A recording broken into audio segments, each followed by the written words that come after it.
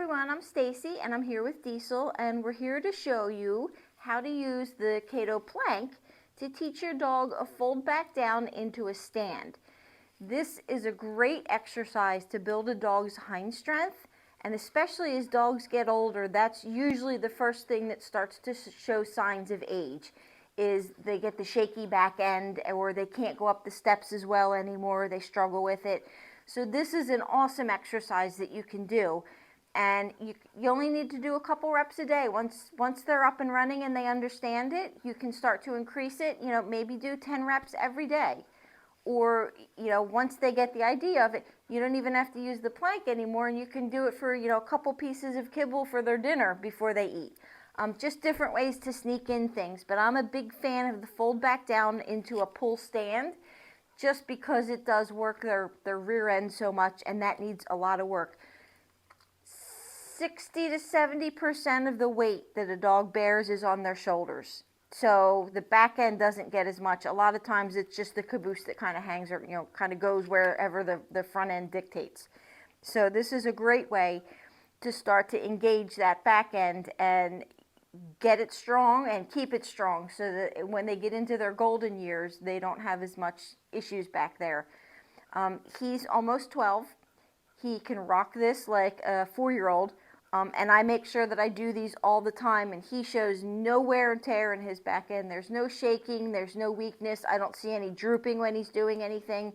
So I'd like to think that doing these types of exercises for him has really helped him keep his hind end strength intact.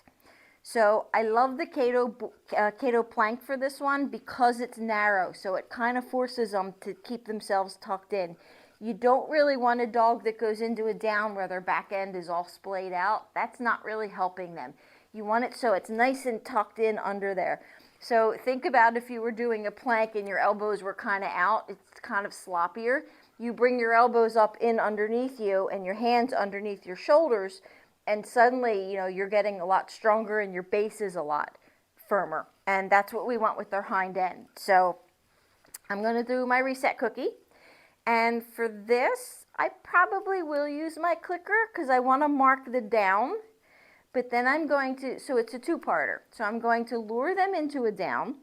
And the idea is that you don't want their feet, any 4 of their feet to move. So when they go into the down, they fold back into it.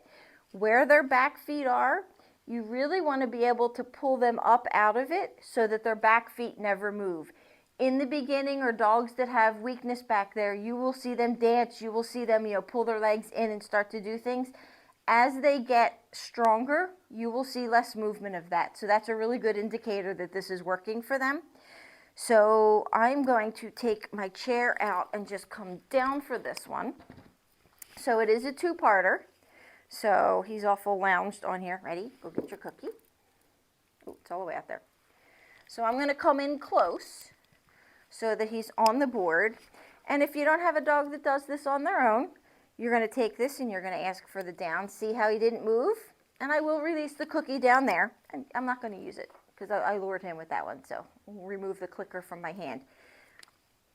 He did it on his own. And he moved his one front paw, but I was not ready for him. But I did want to down.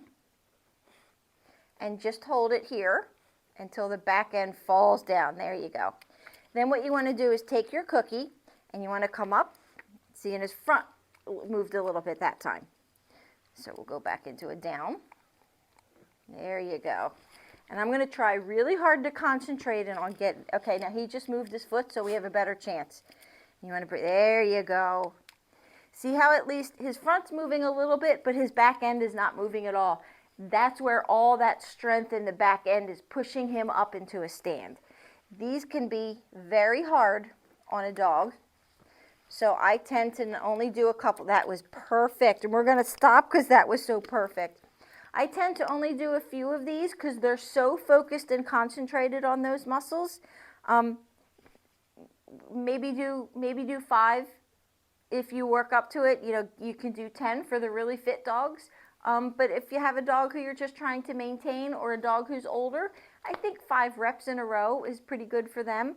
And they will tell you, if they're doing it perfectly, and you know they know how to do it and they start to get sloppy with it or they start to cheat, don't push for one more perfect rep.